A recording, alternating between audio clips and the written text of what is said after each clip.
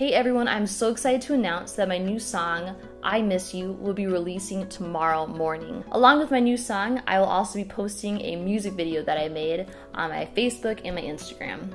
This song has been close to my heart for a long time now. 2021 was a time of loss for me in two different ways. In October of 2021, I lost my dog Chewy. He passed away suddenly. I had only had him for a year, raised him as a puppy, and it didn't seem fair the way that it happened.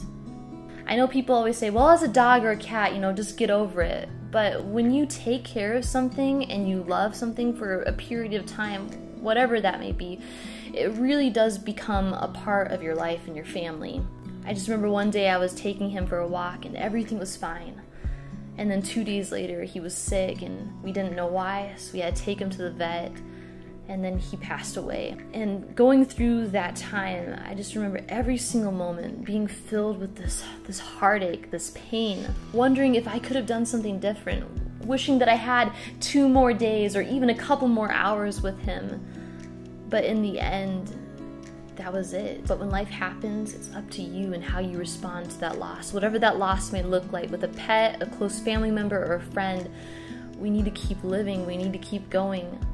But it's definitely not an easy thing to go through, and there's definitely not an answer to the grief in our lives. In 2021, I also lost a close family member. My Uncle Paul passed away due to COVID complications, and I know that my family isn't the only one that has experienced this type of loss. People pass away all the time, whether it be suddenly or through long-term sickness. But either way, loss is just a hard thing to go through. Growing up, I always found my uncle to be a great example to those around him. He loved his country, he was a part of the military, and he was a rock for our family.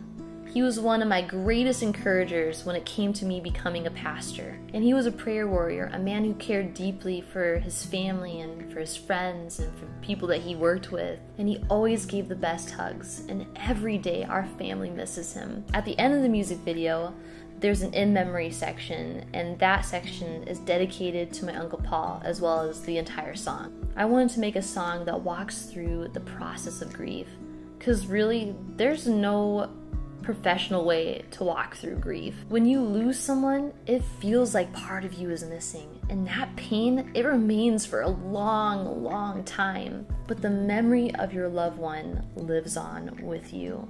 When you tell those stories, when you think back, that brings that person back to life through memory. My favorite part of the song is that it's hopeful.